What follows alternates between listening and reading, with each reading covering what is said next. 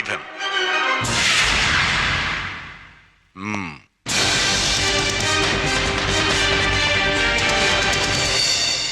ആഹാ, ഇതൊരു full fledged star beauty പാർലറിന്റെ സെറ്റപ്പുകളാണല്ലോ. കൊള്ളാം. നല്ല ഒരു മൾട്ടിപർപ്പസ് ഗ്യാങ്ങും ഷാർപ്പ് ഷൂട്ടിംഗ് ബാർബേറിയൻസ്, പച്ച മലയാളത്തിൽ പറഞ്ഞാൽ വെടിവെപ്പുകാരായ തൊരപ്പന്മാർ.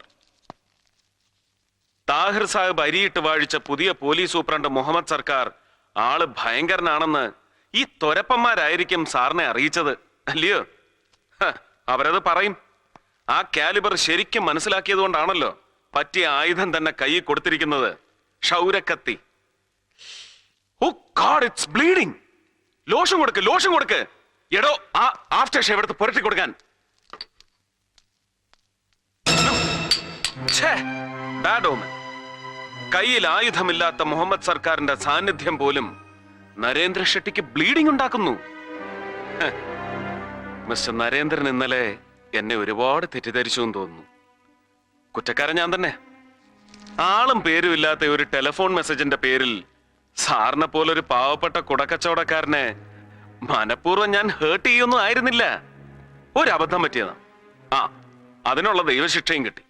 പത്രങ്ങളിലൊക്കെ കണ്ടു കാണും ഞാൻ അങ്ങനെ മുത്തുക്കൊടയും പിടിച്ച് മൾട്ടി കളറിൽ നിന്ന് ചമ്മുന്നത്. അത് സാരമില്ല. അല്ലോ, റെഡ് റോസസ്. ഇന്നലത്തെ സംഭവത്തിന് ശേഷം എനിക്ക് ഈ ചുവന്ന റോസാപ്പൂക്കൾ കാണുന്നതേ ഭയമാണ്. കയ്യിൽ നിന്നങ്ങനെ കത്തിയെറിഞ്ഞാലോ? പൂട്ടിക്കിടക്കുന്ന വണ്ടി കുത്തി തുറന്ന് അതിനകത്ത് ഗിഫ്റ്റും കത്തും ഒക്കെ വെക്കുക.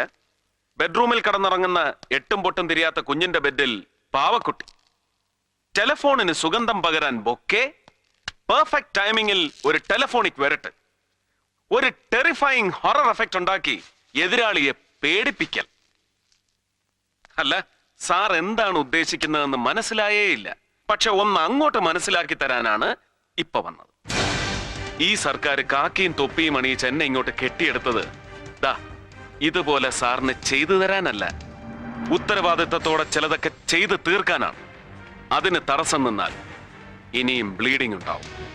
Not a mock bleeding like this, the real bloodshed. And Mohammad Sarkar is inflammable, highly inflammable.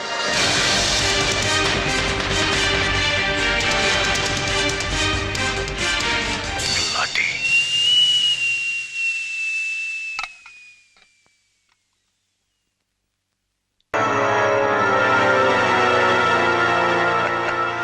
വണ്ടിയുടെ ബ്രേക്കും പോയി, സ്റ്റിയറിംഗ് റോഡും പൊട്ടി. താനാണെങ്കിൽ നടു റോട്ടിലും. രക്ഷപ്പെടുത്താനായി കൈക്രിയ അല്ലാതെ മറ്റൊരു മാർഗവും ഞാൻ വേണ്ട സാർ, ബ്ലാക്ക് കോഫിയാ പതിവ്.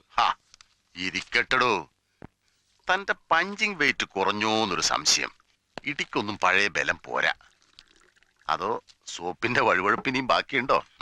അതുകൊണ്ടല്ല പണിക്കർ സാർ, സാറിന്റെ മാത്രം ഏജിംഗ് പ്രോസസ് ഡിസെൻഡിങ് ഓർഡറിലാണെന്ന് തോന്നുന്നു. ബ്ലോക്കിങ്ങിന് പഴയ അതേ പെർഫെക്ഷൻ. എന്ത് കാര്യം? ദാ കണ്ടില്ലേ, തോക്കിന്റെ തുരുമ്പ് തുടച്ചും കള്ളന്മാരെ പേടിച്ചോർക്കൊഴിയുന്ന കോന്തന്മാർക്ക് അലാറം ഉണ്ടാക്കി കൊടുത്തും പിഴച്ചു പോകുന്നു. കുടുംബം ഇല്ലാത്തതൊരു ഭാഗ്യം. ഒരു DGP ആയി സർവീസ് എക്സ്റ്റൻഷനും വാങ്ങി സാർ ഇവിടെ കലക്കുന്നുണ്ടാകുന്ന ഒരു ആശ്വാസമായിരുന്നു ബംഗാളിൽ നിന്ന് നാട് കടത്തപ്പെടുമ്പോ എനിക്കുണ്ടായിരുന്നത്. പെൻഷന്റെ കാര്യം പോലും കോടതി. ASP പോസ്റ്റിൽ ഒരു compulsory retirement. Criminal trials and modus ഓപ്പറാൻഡിയുടെ പോലീസ് അക്കാഡമിയിലെ സ്ഥിരം വിസിറ്റിംഗ് പ്രൊഫസറായ അങ്ങേക്ക് ഈ പതനം പാടില്ലാത്തതാണല്ലോ. നോർമൽ കോഴ്സിൽ അത് പാടില്ലാത്തതാണ്. പിന്നെ ഏജിംഗ് പ്രോസസ് താൻ പറഞ്ഞതുപോലെ ഡിസെൻഡിങ് ഓർഡറിലായതാവാൻ കുഴപ്പം. നമ്മുടെ പഴയ ഹോം മിനിസ്റ്ററുടെ ഒരു പഞ്ച് ഞാനൊന്ന് ബ്ലോക്ക്. നിങ്ങളുടെ ഈ കോഴ്സും കഴിഞ്ഞ് വന്ന വരവിന് ഞാൻ ഈ പയ്യൻ ഷെട്ടിയുടെ ചത്തുപോയ തന്ത ഷെട്ടി ഉണ്ടല്ലോ, വീരേന്ദ്ര ഷെട്ടി, അവനെ ഓൾമോസ്റ്റ് ഒരു പൂട്ടിയതാ. വക്കാലത്തിനൊന്ന് പാതിരാക്കി തന്നെ എത്തി ആഭ്യന്തരൻ. എന്റെ തൊപ്പി പോയി, ഷെട്ടി പൊടിയും തട്ടി വീട്ടിലും പോയി. എടോ, ഈ നെഞ്ചാങ്കൂടിന്റെ നടുക്ക് ഇവിടെ തെക്കൻ കളരിപുറപ്രകാരം ത്രിശങ്ക് പുഷ്പം എന്ന് പറയുന്ന ഒരു മർമ്മസ്ഥാനമുണ്ട്. അവിടെ 20 കൊടുത്താൽ കിട്ടിയവൻ ഒരു മണ്ഡലം തേക്കിയാലെന്നാ പ്രമാണം. കൃത്യം 40 അന്ന് ചങ്ക് പഴുത്ത് ഷെട്ടി കാഞ്ഞു. പിടിച്ചപ്പോഴേ കൊടുത്തു അല്ലേ റൊക്കം?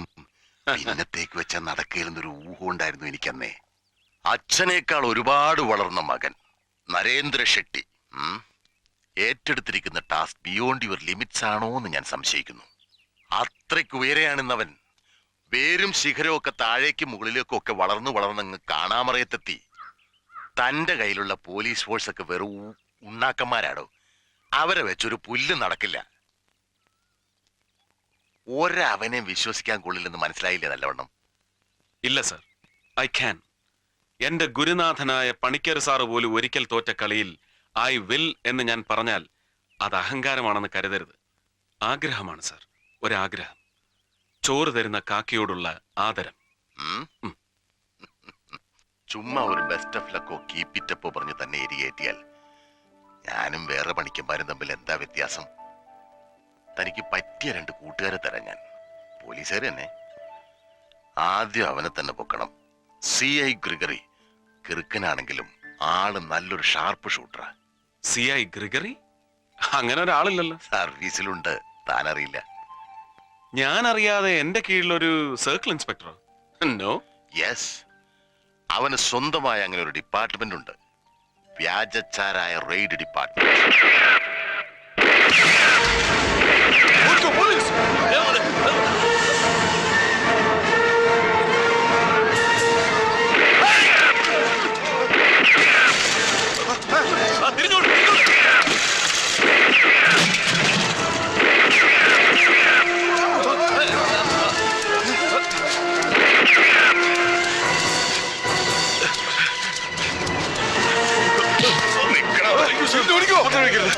എടുക്കടാ.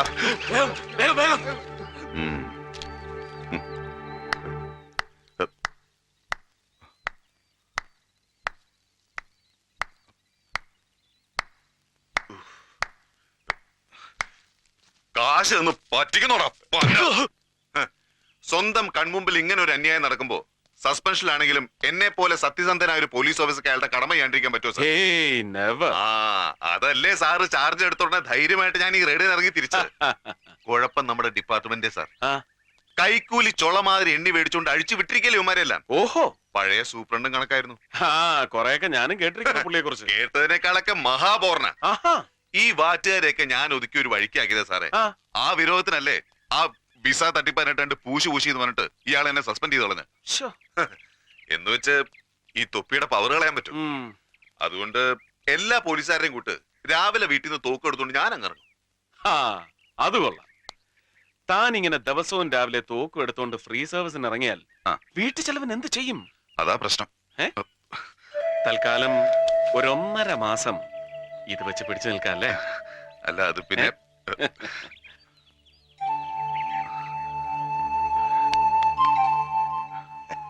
ഓ, അപ്പൊ സാറിന്റെ കളിയായിരുന്നല്ലേ?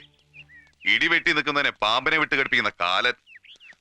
നമ്മൾ ഇരിപ്പ് വശം വെച്ച് എന്നോട് ഈ പണി ചെയ്യേണ്ടായിരുന്നു. ഞാൻ നിനക്കിട്ട് എന്ത് ചെയ്തു എന്നാ നീ പറയുന്നേ? സാറ് നിന്റെ സസ്പെൻഷൻ ക്യാൻസൽ ചെയ്യാൻ പോവുക. നേരാണോ sir? Yes, I want you. എനിക്ക് നിന്റെ ടാലന്റ് വേണം. Professional excellence.